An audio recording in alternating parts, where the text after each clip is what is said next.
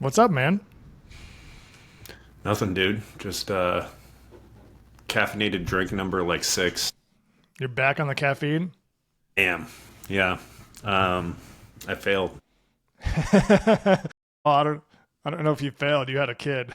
Yeah, exactly. No, I when I like I sent an email about it or something, and one of my clients was like, "Yeah, good luck with the baby," and I'm like, "Fair." And yeah, it didn't last long, but I've been up How since many like milligrams a day? 3:30. Right now, Yeah. I've probably been good about keeping it under 300. So Okay.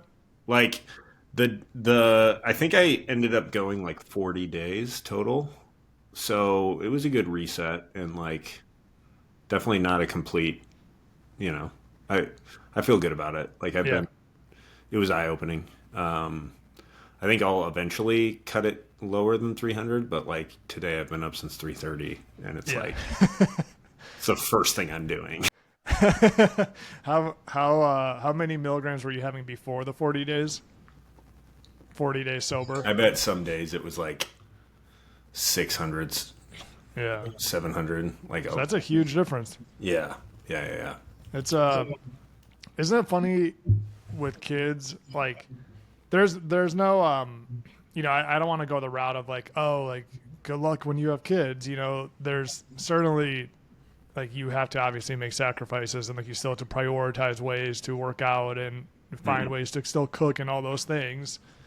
But it is funny, like some of the advice that we would generally give is like it's almost funny to look back when you say that when you tell somebody sleep 7 to 8 hours and Yeah. like and you have a kid, you're like, okay, thanks, man. Yeah. Super helpful. Yeah. Yeah. For real. That's the I always in content end up focusing on like have a wind down routine or something like that because it is just so oh sleep more crazy Right. idea like it's just not helpful. It's the It's same kind as of like eating less. right, it's kind of like those lists of everything you need to do to lose weight in the next 3 months, and it's like four things, and then the last thing is have a calorie deficit. Okay, Right. well that encompasses everything else you were just talking about. So like, oh yeah, I just check. I just had that today, like Yeah. as if Which that's is great for like a viral content strategy yeah, because it's just short, quick hitting lists. yeah. But it's the same as one of my clients actually sent me a video of a pretty big coach influencer out there that like made this whole video about how she's like sick and tired of babysitting clients and I'm sick and tired of like I can't do this for you.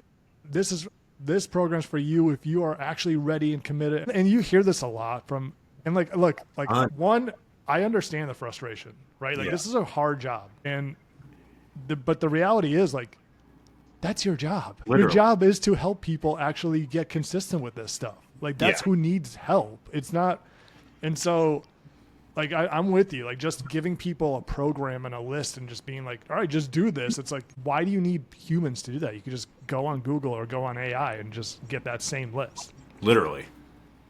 Like Chat So GPT can do that. Like if you are only a coach for people that are fully ready and only need the plan, you are worth $5 a month. Like that. right, Like literally. Like right. AI can do macros in a workout plan.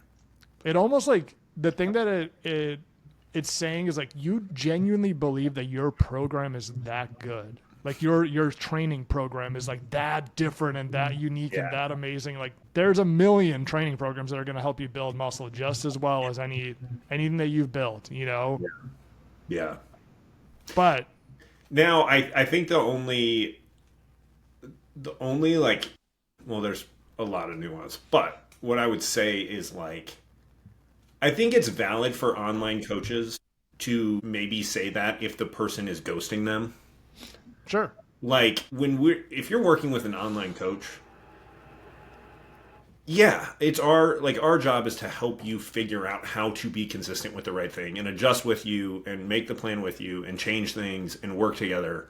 But the underlying assumption there is like we have to hear back from, like we have to have a conversation. Yeah. Like You can't just respond every 2 weeks. And like, yeah, it is one thing if they started out that way and you weren't making them feel comfortable to do that, or they were reaching out. But that's the main thing. Like when people ask me, like, will I have success or something? I'm like, honestly, some people don't have success. I'm not gonna just lie and say everyone's successful. But what I will tell you is if you commit to communicating with us, whether things are going well or poorly, we will make progress together. And sometimes that's insane progress in 2 months. Other times things are crazy and it takes longer, but we will make progress. Like that, if there's communication there, progress will be made. It's so hard to answer. Like when it's like, well, it depends. Yeah. And there's always going to be some people like inherently in any business, any kind of Yeah. coaching that like just they sign up, they thought they were ready for this and then they're not. Right.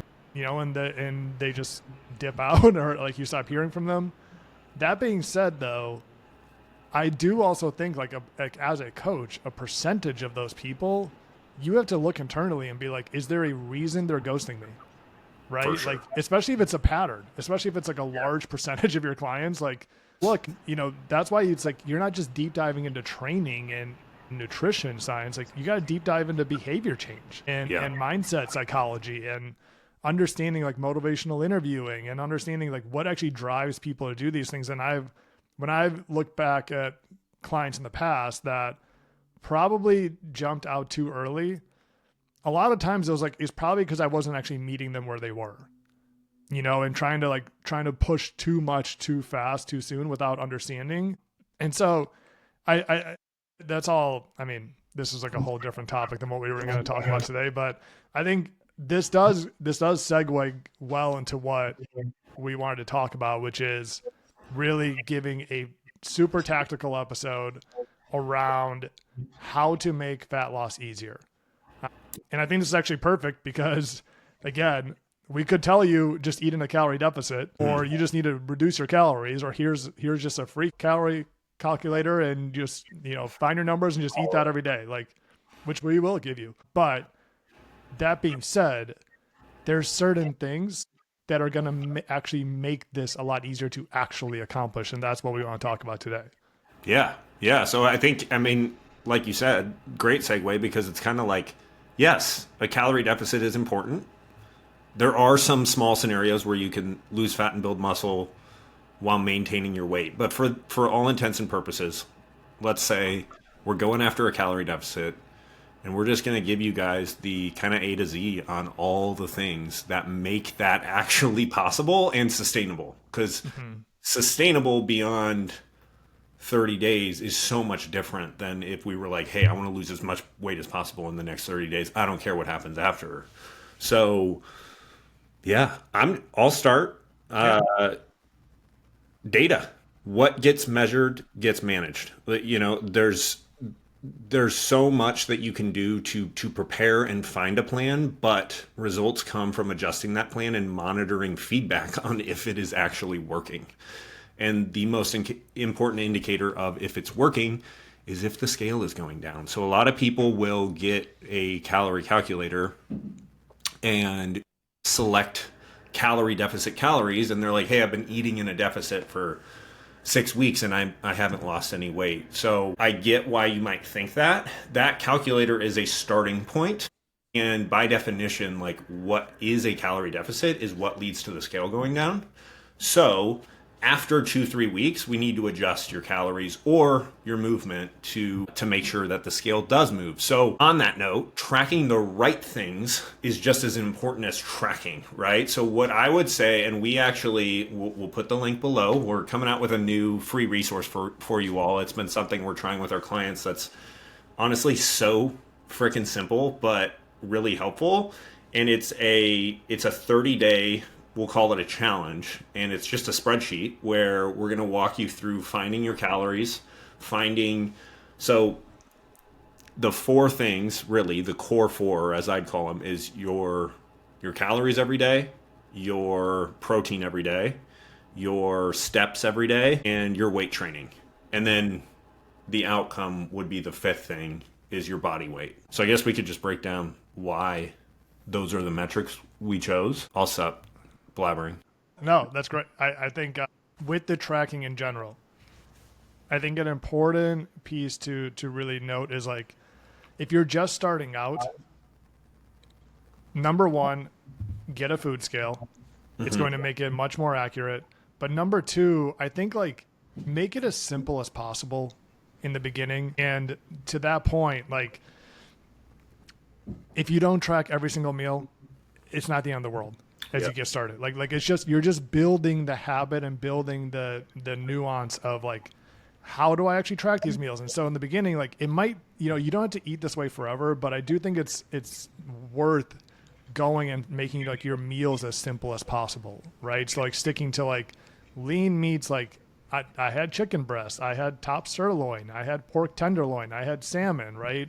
And then on the side, I had, maybe it's rice, maybe it's potatoes, maybe it's, quinoa or whatever it is. And then on the side of that, I had, broccoli or asparagus or a side salad, like things that are like super easy to enter into an app versus like starting off with like chili and lasagna and soups and like all these things. Like there's nothing wrong with eating those things, but if you're just starting out with tracking, it's going to make your life super, super complex and hard. Like that's kind of like the next level, right? Like after you've already been doing this for a little bit. So keep it simple. And then I honestly think in the beginning, like, and tell me your thoughts on this, but as you get started, I would almost say like, hey, why don't you just pick a protein goal and just hit that every day, right? Like, and get enough protein first before worrying about calories, before worrying about that, just to start getting familiar with tracking your food. And I think, and like the biggest thing with the calorie calculators, if you're going to use that, just know like that is an estimate. It's not going to be it's not going to be at an individual basis. So if you are going and like one of the biggest things I hear is people will start eating and they're like, the calorie calculator told me to do this. But it's so much food. I feel like I'm like eating more and I'm like, don't do that. Like if you feel like you're full and you're like adding food, right? Then like that's too many calories based on, like, I know it says that, right? But like I wouldn't, if your goal is fat loss, at no point would I eat to like when I'm full and say like, oh, I'm going to add food, right? Even with the protein goal, honestly. Like if you're like at the end of the night and you're like, I'm 20 grams off my protein, but I'm so full, don't just add food just to hit this goal, right? Like I think it's also important to still at the same time be learning, like I'm full, I don't need to eat. Yeah. I mean, this could be a whole nother episode, but I would say I half agree with you on I definitely don't have people forced to eat more calories if they're not hungry. With protein,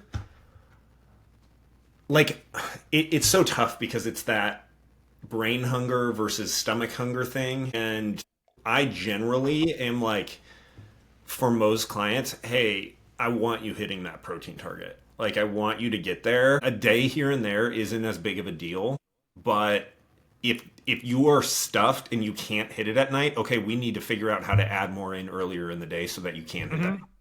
Yes. Because I think a lot of the times in those scenarios, someone's stuffed and can't eat 20 grams more protein, but if you bust out, some candy or something, they'll easily put that down. So I'm back and forth. But yeah, I'd say either, I think protein only could be a great introduction to tracking, or protein and calories. What I definitely wouldn't do is have someone doing full macros, just because honestly, if we equate for protein and fiber, and that's another one we're going to have in this spreadsheet, the reason for fiber is that it keeps you more full. It's beneficial to your health, like your blood sugar regulation. It's beneficial for your cholesterol.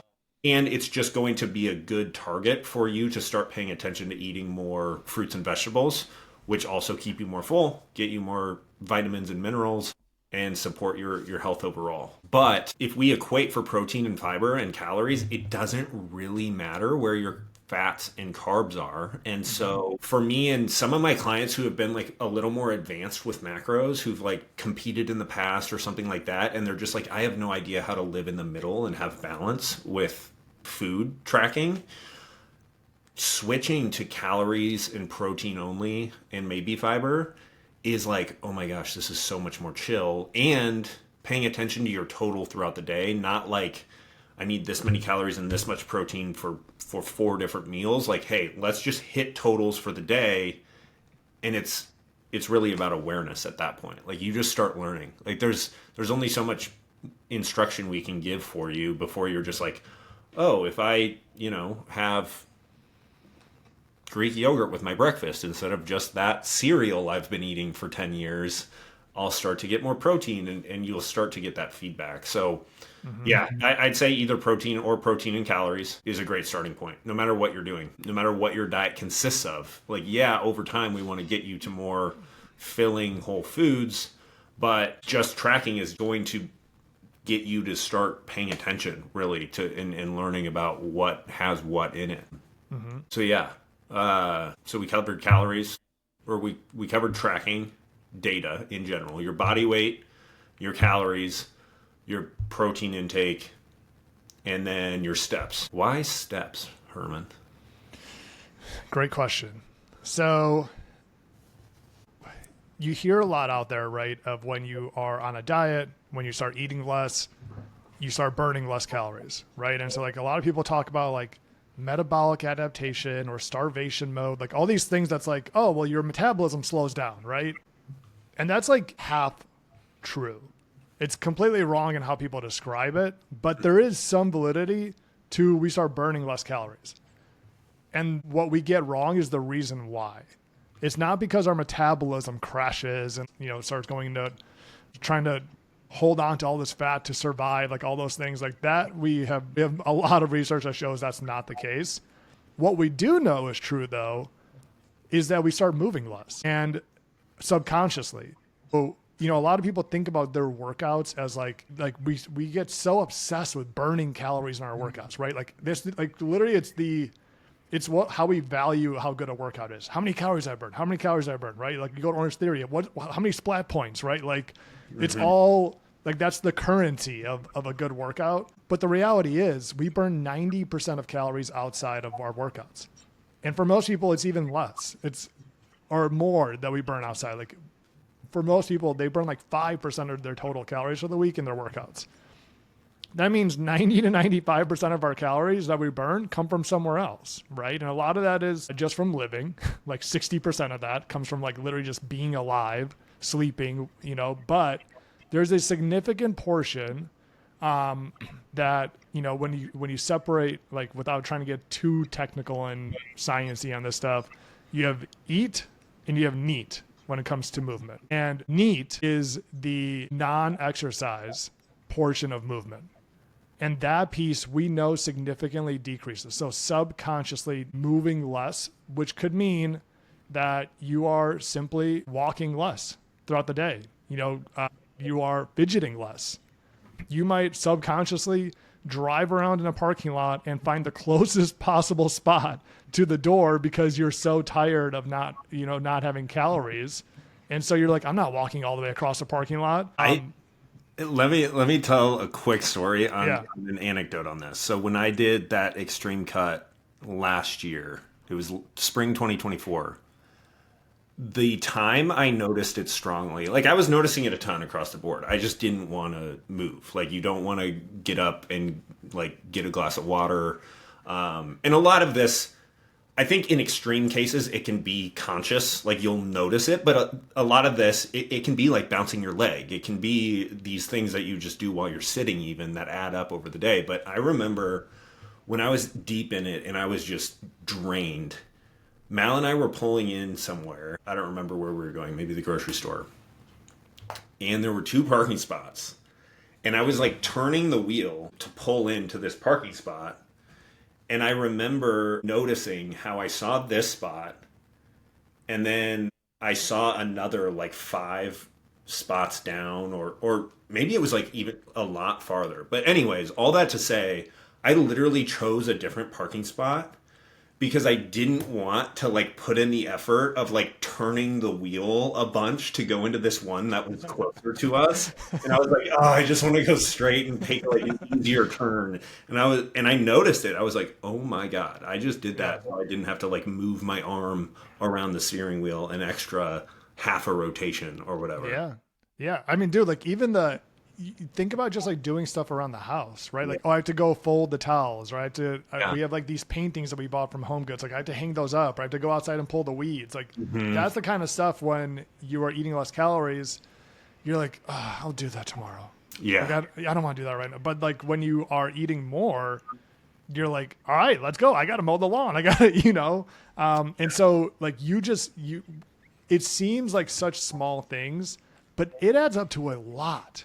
Like we're talking hundreds of calories of difference. And so one way to counteract that is steps, right? Because it's a measurable way to ensure that we are at least moving. We can't control like how much we're fidgeting, right? Like you can't like sit there and be like, oh my God, I'm moving my leg less. I got to start bouncing it up and down. Yeah. But you can look at, your phone or your watch and say, okay, I've literally walked 3,000 steps today. That's not enough. And so having a step goal, and this is the part where like there's so much out there around like 10,000 steps, right? And I'm not saying that you have to walk 10,000 steps, but the more you walk, the easier it's going to get. Like that's the reality of this, right? So there's a point where like I'm not saying, hey, you got to sacrifice, your kid's bedtime to go outside and walk to get 2,000 more steps.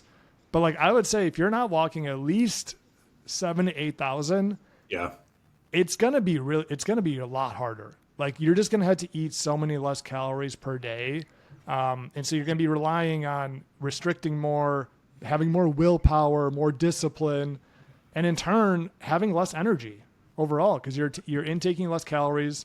Walking more, moving more gives you energy too. So like combining those two, when you're not doing that, you're walking less steps and you're eating less calories to offset it, you just kind of feel like shit, honestly, so beefing that up, and it doesn't have to be overnight. Not if you're like, I literally walked 3,000 steps today. How am I ever going to walk 8,000 tomorrow? Just literally add a 20 to 30 minute walk, preferably first thing in the morning. That's going to be like 2,000 to 3,000 right there. Yep. And do that consistently for a few weeks and then add more. Yeah, well said. On the adaptation thing, I just wanted to highlight like quick caveat there, how you said your body kind of adjusts up and down. Your maintenance isn't there's not some barcode on the inside of your body that's like a specific maintenance number. It's a range. So when you eat more, this is why like you can probably maintain your weight plus or minus, 100, 200 calories because you end up moving more or moving less in response to how much food is on board and how much energy you have.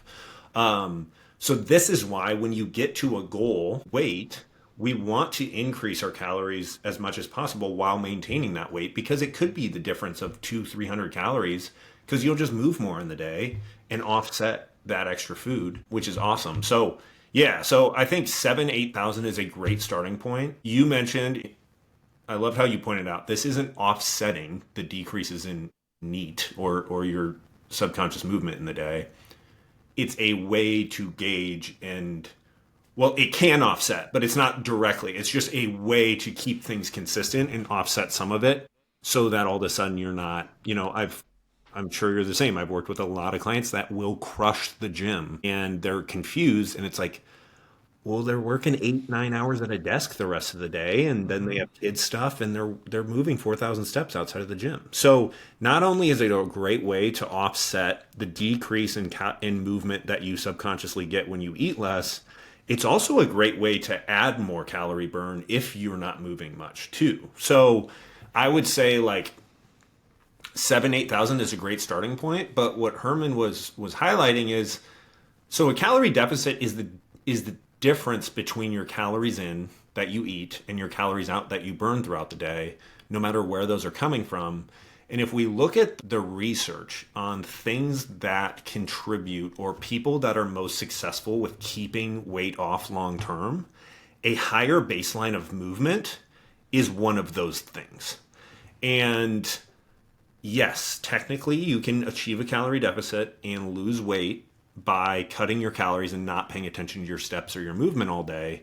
You're just going to have to eat a lot less. And in our environment that has a lot of tasty, high calorie foods, you're going to have more flexibility, you're going to have more energy, and you're going to be able to get results on more food, which is just going to be easier to stick to if we bring your movement up while we bring the calories down on the food side. And if you're not moving much at all right now, it's pretty cool because you can bring those steps up and start losing weight without really changing a ton to how much you're eating. But the reason that steps is so much better, like Herman said, so much of it is outside the gym. Like I would recommend thinking of exercise as a way to not burn calories. You will burn calories when you exercise, but a way to build muscle mass, which will burn a little bit more calories over time, but make you look better, all the things, or get specific heart and brain and lung benefits from your exercise. So that's how I think about your time in the gym. Instead of like, how many calories am I burning? What am I doing for the long haul? What am I investing this time in? Is it investing in muscle? Is it investing in brain and heart benefits? And then that step count is just, it's really flexible. You can do it with your kids. You can do it at soccer practice. You can get a walking pad and do it during your work day. And then, like Herman said, killing 5 birds with one stone, you get some restorative like time, maybe to yourself, maybe with your significant other, maybe with your dog, maybe with a podcast. You get outside, you get some of those light signals in that help your sleep. So it's really like it's the coolest thing. It's the best. It's the best. Walking is it's like one of the best things you could possibly do for overall health. Yeah. It's so great. And it's one of those things where if you're hearing this, the last thing I wanted to throw out is like 7,000 to 8,000 is a great starting point, but it's also a nice tool in your toolkit to where like, okay, I'm down 15 pounds. I've plateaued. I'm pretty hungry. All right, let's take this up to 12,000, 15,000 steps a day and just challenge yourself for 2, 4, 6 weeks and see how that goes. And you might see that like it's kind of addictive to you, and then you get to keep eating the same amount of food, and it's less extreme on like how hungry you are, because if you instead cut 200 calories, you're going to get way hungrier. Or if you go add cardio for calorie burn, that can kind of make you a lot hungrier in itself. Whereas we don't really see that with the step count. With a step count, taking that from 7,000 to 12,000, you're not going to get this like disproportional like increase in hunger where you're just eating those calories right back that you might get if you're getting in and crushing like a HIIT class all the time. Which, one more thing with this one, because this is like, I feel like with most people as they get started, this is the one that typically gets some kind of immediate defensive reaction to, of like, I don't have time for that. Like I can't do it, you know? And so like, that's the, like, one, I empathize with you. I have a full-time job outside of coaching. I have a baby. I get it. Now I work from home, but before I was in an office 4 days a week. Like, trust me, I get it. It's a lot. It's hard to find. And so like, I understand the immediate reaction that you feel to that. What I would say is challenge yourself to just like, to think proactively instead of defensively. And it's a very, very hard thing to do because immediately you think of all these ways of like why I can't do this. And so literally go through every minute of your day and just think about like, is there anything else I could do to increase movement? Like, is there, right? Like, number one, can you go to bed a little bit earlier and wake up a little bit earlier, right? To either get on a treadmill or go outside for a walk. Ideally, like that would be amazing. Number two, can you get a walking pad wherever you are? And also, can you get a walking pad and like just accept that you might be a weird person with the walking pad? Like, it's okay to have that in the office. It's okay to have that. Like, I'm on Zoom calls with people at work that are on their walking pad. No one thinks like it's not that crazy at this point in 2025. Like people are used to like standing desks and walking pads and all these things. So like, is it really that strange, or is it just kind of like in your head that it's a story you're telling yourself, right? Like just these little things that if you look and say, okay, you know what, it is really hard to find time in my day, but I probably could squeeze in 10 minutes here, 10 minutes here. it really, really does add up. Yeah, that's a great point. And the ironic part is, if you're that weird person, and or quote unquote weird, like I don't think anybody actually thinks it's weird, but if they do, people are gonna. It's like I had one at an office job, and no one had done that. And then, like within a few weeks, like 2 other people were then on meetings Yes. on their walking pads. Like 99.5% of people also want to look good. And when they see you doing something to make yourself look better or get healthier, like it's so easy to, I mean, all right, that's another topic for a future conversation. No, but that's a good point. 'Cause I had a standing desk in my office for 6 months. I was the only one standing there. All of a sudden, within the next like 3 months, 4 other standing desks all pop up around me. And so like you think that these people are just sitting there being like, what is that weirdo's doing? And like, but really they're thinking like, shit, I probably need to do that. I probably need to do that, right? And the reality is like some of this is with all of this stuff, you're kind of like in the way our culture is set up, you're kind of going to be the weird one anyways. Like I was the one that was constantly bringing my own lunch when everyone was going downstairs and grabbing like pizza and Chinese food and wraps like in the cafeteria. Like I'm like, no, I'm going to heat up my Tupperware that I brought. And like, because that's the choice that I wanted to make. It doesn't like, you don't have to do what everyone else is doing because clearly our country is not in the best shape of health. Right. So like, I think like the reality is like, don't think that you're just like this really weird person. In reality, you're probably actually setting a great example for everybody else. Mm-hmm. Well, right there is so key. Like, it can be easy to have this idea in our mind of what quote unquote normal looks like. But if you want normal, I mean, go to Walmart and look around. Like, honestly, like our nation isn't healthy. And so like the amount of times we'll hear, because these are what we're sharing right now is like sustainable, what I would call sustainable lifestyle changes that will lead to fat loss long term. And if you're getting I can't do that, just stay curious around your assumptions of what you can and can't do, because sustainable lifestyle change is still change. Like you have to do something differently than what you've been doing. So, and the same thing goes with tracking your food. Like I think we hear that a lot where people are like, well, this is no way to live. And it's like, well, honestly, yeah, most people don't quote unquote have to track their food, but most people are not healthy. Most people are not metabolically healthy. So it's like, why is this important to you? And so keeping that in mind. So yeah. And that doesn't mean like, that's the thing too. It doesn't mean that you have to do all these things as strict as they are all forever. Like you don't have to track your food forever. Right. But exactly, it is like, you might have to say like, hey, for the next 60 days, like I'm going to go all in. Like I'm really going to do this. I'm really going to pay attention. Like it's going to be hard, but I like that you brought up the fact that like you're going to have to like the protein piece was another one, like with the change of you're going to have to change, right? If you're looking and saying, I can't hit my protein, I keep going over my calories, I can't hit my protein, like, yeah, you're going to have to eat different food. You know what I mean? Like that's what it means. That's what it's telling you. It's telling you that there's too many calories coming from other foods that are not filling us up, right? And so the reason why we like to track protein and fiber is because if you're hitting those two things and you're hitting your calories, you're going to feel pretty full. Yeah. Which is way easier than like just cutting calories, avoiding all the foods, right? And just like trying to rely on discipline and willpower. Yeah. And I'll throw one little asterisk in there.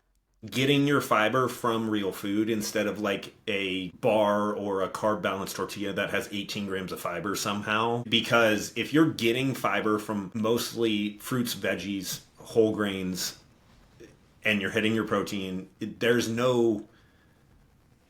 you may have seen people that think tracking calories is all about just like, oh, I'm going to eat McDonald's every meal. If you're hitting your protein and your fiber from whole foods, you are very quickly going to be constrained on how much quote unquote junk food, processed food, less than ideal, higher calorie food that you can eat, because it's not going to be doable if you Dude, get I too would actually, like to that point, like I would actually say a cool challenge would be to make this the least restrictive possible. Hit your calories, hit your protein and your fiber, but your protein and your fiber have to come from whole foods. Yeah. And the rest of the calories, eat whatever you want. Yeah, I love that. That's perfect. Like, Because because that kind of self-corrects too, because it's like if you really want 700 calories today from a blizzard, you're going to have to eat a ton of like green bell peppers because there's no right. like Right. but if instead you want, okay, I can live with 300 calories from processed food. Okay, now you can get your fiber from Graham oranges crackers. and apples and fiber. How much fiber is in a graham cracker? None. But I'm saying like From if before. I want my graham cracker at night with my PB&J and my Yeah. and my dark chocolate on it, okay, that's like 200 Yeah. calories right there. Sweet. Well, the rest of it, I'm still going to hit my fiber. I'm still going to hit my protein. I'm still going to hit my calories. Yeah. Yeah, dude, I really like that. The more junk food, not that that's bad, but the more junk food you want to eat, you're just going to have to literally be like, you could get to the point where it's like you're having to eat 4 pounds of spinach today to hit your fiber because you had 1,700 calories of a pizza for dinner. And dude, I do think like it is important to like, I think where people get in trouble a lot is they just cut out all that stuff entirely. And Yeah. then you're like, this sucks.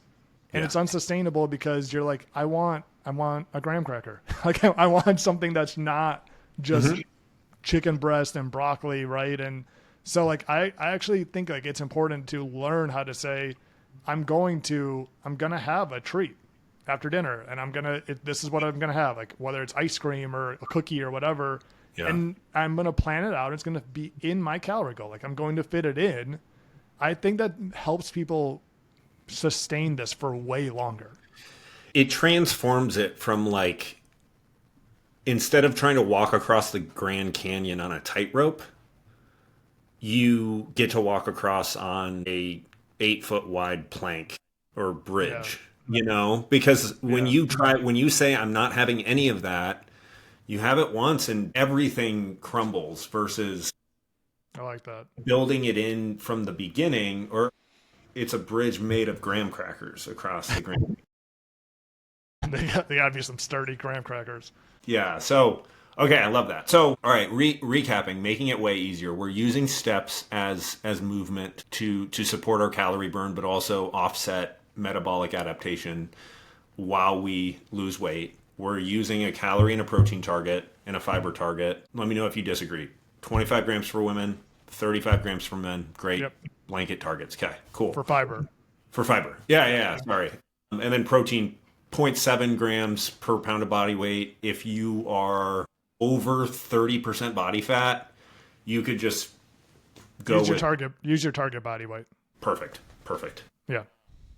So we've got calories, we've got protein. The protein is supporting lean muscle mass and supporting fullness and making sure you keep the muscle you have, if not gain some muscle during your weight loss. What we haven't touched on is lifting weights. So in this challenge, in this spreadsheet, if you want to click below and grab that, this is just like protein. So this is to make sure we maximize fat loss.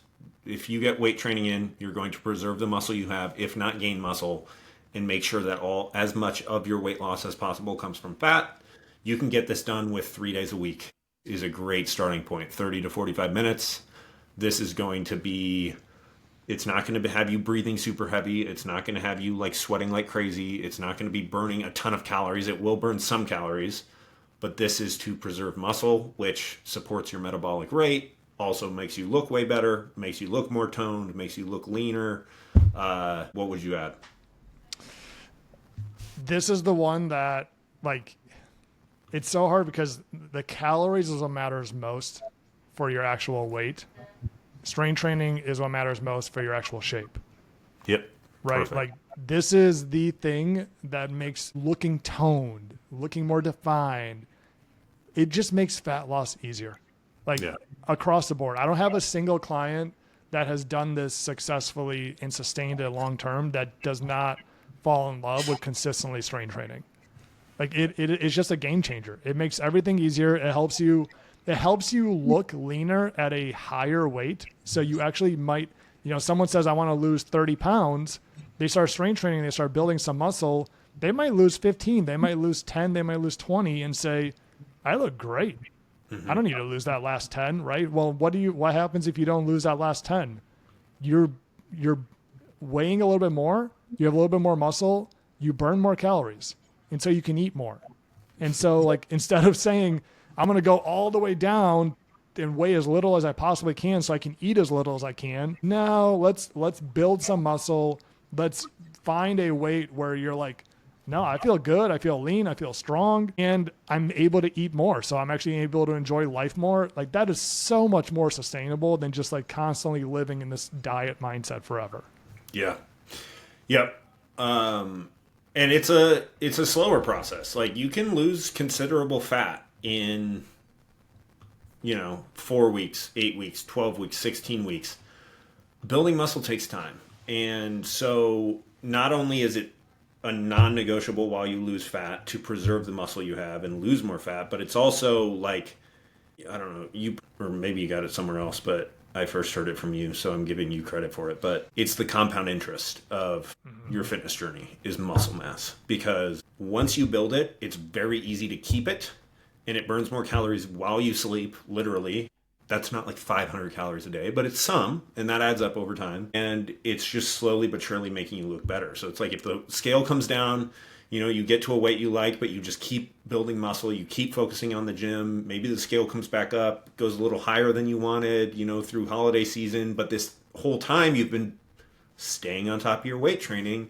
You're slowly but surely building muscle. And then all of a sudden, 5 years down the road, 10 years down the road, 15 years down the road, you can be weighing 20 pounds more and looking better and eating hundreds of calories more every single day. So that rounds out kind of our like core recipe. Go ahead. Real quick, like to play on that analogy a little further. So like if you're relying on cardio or HIIT workouts or like whatever it is of basically like trying to burn calories every week in your workouts, like think about that in terms of a financial analogy, right? Like what that is you're essentially trying to work overtime every week to just stay out of debt, right? Or get out of debt. Like you're just trying to like pay the bills. And so when you miss a week, right, you miss some workouts, you're like, shit, like now I'm more in debt, right? Because I didn't burn those calories. Yep. Versus strength training, when you build muscle, you keep muscle.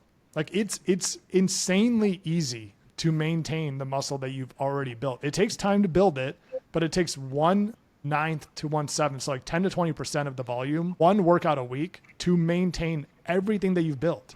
And even if you don't get one workout a week, it takes 3 to 4 weeks to even see muscle start declining, right? So when you have your cardio workouts, and I'm not saying cardio is bad, cardio is great for your health. But when you're relying on that for weight loss or like maintaining your weight, you miss that in a week, you don't get those calories that you burned, right? Yeah. When you strength train and you miss a week, you still keep the muscle. It's still there. So like it truly is like you're putting into a deposit, a savings account that is going to accrue interest over time and make it easier and easier and easier in the long run versus like trying to work overtime every week just to keep up with the bills. Yeah. Yeah, it's like with the overtime analogy, it's like putting in, instead of working overtime, it's putting hours in on continuing your education or getting a promotion to make more every hour you work going forward, not just make more this week. Yep.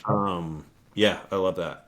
So, okay, so rounding that out, we have, and this spreadsheet's going to be incredible. It's going to be eye-opening for people, but I think that brings us to this next conversation. So we have calories, we have protein, we have fiber, we have a step count, we have strength training, tracking, and adjusting. So how long would you give it, and when can I see results with that? Okay, so in this spreadsheet, there's going to be workouts, for free that you can try with this challenge we're doing. There's going to be a calorie calculator for you to find your target. So Herman, I go into this challenge spreadsheet and it has me find my maintenance calories or my fat loss calories, which is an option on there. It gives me a recommended step count, or let's say I'm aiming for 8,000. It gives me the workouts, and I'm going to do this thing.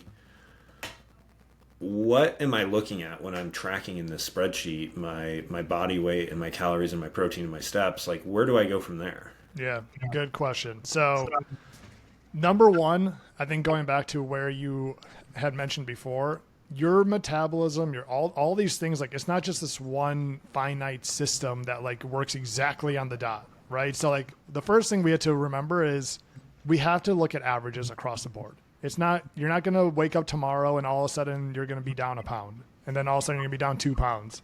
We have to look at what is my 7-day average over the past week, not just for your weight, but for your calories, your protein, your steps, right? Like look at weekly averages of, okay, so this week I had 8,800 steps on average.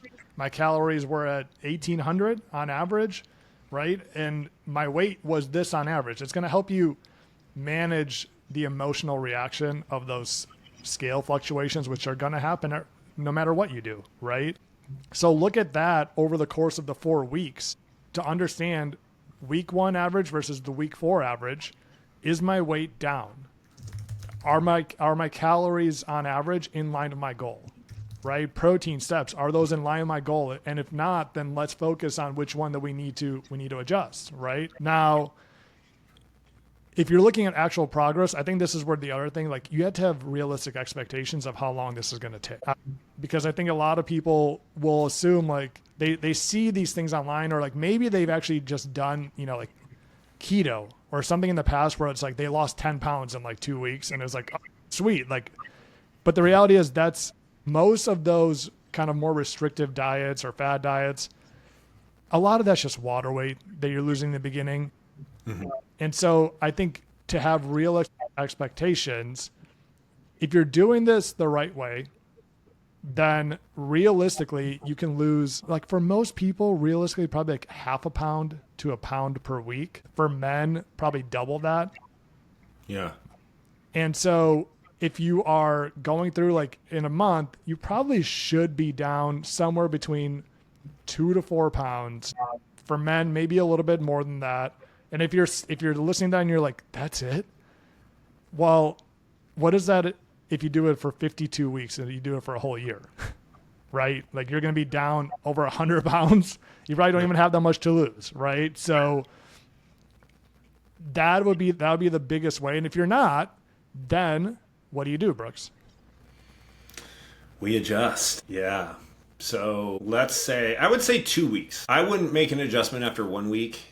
Just because there's a lot of things going on. If you start strength training, yeah, you can be holding a little bit more water. Like things can be fluctuating like crazy. So I would say 2 weeks of consistency though. So like it's not, oh, I've tracked Monday through Friday the last 2 weeks and then I didn't even look at things on Saturday and Sunday. It's no. How did you track? And this is where I think this challenge that we're doing is so valuable because it can be really easy, and I'm not saying people are lying. You're not consciously lying. It's hard to keep perspective on how consistent you actually are. So this spreadsheet that we're giving you is going to be color coded on your adherence. So it's going to be green, yellow, or red based on your execution on your targets. So the danger of adjusting without being consistent is like these numbers could have worked, and then you adjust down because you're not losing weight, but it was really because you weren't consistent. And now you're even hungrier because you adjusted down, and it's even harder to lose weight. So anyways, all that to say, I would say, let's make this easy and say, if your 7-day moving average doesn't move at all, or it's not moving as much as you'd like on the scale, let's make it easy and say to get an extra half pound of weight loss, you need an additional 250 calorie deficit per day. This can come from steps or food. So you could subtract 250 calories from your food intake every single day, which is a lot. Or you could add in a little heuristic that's not going to be perfect, but basically I usually go off of like 50 calories is 1,000 steps. So to get another 250 calorie deficit from steps alone, it'd be adding 5,000 steps a day. So if your scale is even over 1 to 2 weeks and you've been consistent, to start losing half a pound a week, you either need to eat 250 calories less per day, walk 5,000 more steps every single day, or split it down the middle. Subtract 125 calories from your calorie target and walk 2,500 more steps a day. And this is where like the rubber meets the road with people, you know? It's like you have your targets and you've been consistent and you're tracking your calories and the things aren't moving. And it's like, hey, this is reality. This is where it gets tough. Like, this is hard. And 2,500 steps extra per day and 125 less calories per day. I mean, that's 25 minutes of your day more time and 125 calories you can't eat, or, you know, it's like, it's where it gets real. Like, we got to be hitting that protein. We got to be hitting that fiber to stay full, because it can be hard. So, for my clients, I typically am asking them, I'm like, hey, how is your time commitment right now? And how is your hunger? Like, if we're already starving, all right, let's get as much out of the steps as we can. Let's take those steps as high as possible. Let's figure out how we're going to do that. And like, if they're indifferent, I usually lean towards the steps, because I would way rather be just moving more. But yeah, that's my thoughts. Yeah, I completely agree. I mean, like, at the end of the day, if you're not seeing the results, something has to change. Yeah. Right. And so like, I'm totally with you that like, it's your choice. You can move more or you can reduce calories more too. The other thing I would say with most clients, like I'd like to start with, are how sure are we with our accuracy of tracking? Right. First off, right? Because like, I think like working with enough people, everybody thinks they track accurately. Mm-hmm. Everybody thinks that. But the reality is we have research that shows nobody does. Yeah. And on average, we underestimate calories by 50%. Mm-hmm. Like, that's what the research shows, 50%, right? And so, again, going back to the open mind, really dig deep and challenge yourself. Like, am I tracking everything like as best as I could? Like, are there things that I'm kind of eyeballing, right? Even a tablespoon of peanut butter is 100 calories. Yep. A tablespoon is nothing, A tablespoon of olive oil is 110 calories. Like, there's so many little ways for things to add up, especially if you go out to eat, right? You have no idea how much oil and butter they're putting in your food. Mm-hmm. So like, I think starting with that assumption of like, am I really eating this many calories? Right? Because, and the reason why I say that is not to like challenge you that you don't know what you're doing. It's fun to say it's really hard to track accurately. Like, even if you do your best job, we're probably still off, right? Precision Nutrition did like a deep dive of like, if you did everything perfectly, there's still like up to 25% variance. Yeah. In your tracking. And so the reason why I say that is because it's much easier to go through a deep dive and say, you know what, like this meal that I have when I eat out every day for lunch, maybe it's actually more than I'm putting down here, versus to say, all right, I'm eating 1,800 calories and it's not working. So I just got to eat 1,500 now, mm-hmm. Right? The end result is the same, is that we need to eat less calories. But I think from a mental perspective, there's something that happens when you start getting into like those lower numbers that you start feeling restricted, right? So I think like just being really, really honest and open with yourself at first to be like, maybe the calories are actually higher than what I think they are. It's just I would do that first before lowering calories. Yeah. Yeah, for sure. Yeah, because I mean, we have the conversation all the time. We have people come in that have been very consistent with tracking for months or years, and when it really comes down to it, there's quite a bit. And this just came to me right now. I've never had a client do this, but for this challenge, if you get this spreadsheet, I almost want to put on there a rule. If you don't track one day, you default to put in double your calories. like as far as the average goes, to incentivize you to actually try to piece it together. So if you're aiming for 1800 and you didn't track last Saturday, that's an automatic 3600 on that day. And then like that's what's counting towards your consistency goal. And if you aren't consistent, that's what counts. And you hit this earlier, but reiterating again, like it's not going to be perfect if you estimate your Saturday where you were out to eat and you nibbled on some things. Put it in anyways. Guesstimate it, because it is so easy to be drastically way higher. Like if you feel the same amount of fullness while eating out on less than ideal foods that you're feeling the same, like if you feel the same amount of fullness eating out that you do when you eat at home, you can bet that your calories were probably double. Just because of the structure and the oils, like you said, like, and if you're eating at Chipotle and they have macros online, I would still maybe add a 10-20% buffer on the top end. Because, that can easily be a double serving of rice. Like, that right there. Literally think about when you go to Chipotle, the difference in scoops you've gotten from different people. It's crazy. Like, it could, and that's why, again, like, it goes back, because I think people feel like they're kind of being attacked when you say this. Right. It's just like, it's so unbelievably easy for calories to eat up when you eat out. And I'm not saying that you can't eat out. Like, I'm not saying that at all. It's just overestimate, right? Like, give yourself that buffer, because the reality is, like, even if you're like, no, but I order healthy. I get the fish and I get the mashed potatoes, and like, it's still like they if you were to walk back in the kitchen and see how they prepare the food, you'd be like, shit, there's like 800 calories in butter alone in this meal, So that's, I just think it's important for people to like hear that, because we immediately think like, this is why people go and say my metabolism is broken. Yeah. Or I need to go balance my hormones, like all these things. And it's like, can we first like just try this? Can we first just like assume that we're eating more calories than what we think we are? And I do that too. Like that's the reality. Like I'm eating more than what I think I am, because I love sauce, and I put sauce on all my shit, and it adds up. Trust me. Yeah. Well, and I think that's kind of what we're going for with this free challenge that we're doing, right? Is, hey, I fully support that. Like, maybe you're perimenopausal and hormones can be working against you, or anything else that can be tough. But like, I think our aim with this is just, hey, let's get real with ourselves for 4 weeks. Like, let's get down to it. Like, weigh everything on a scale.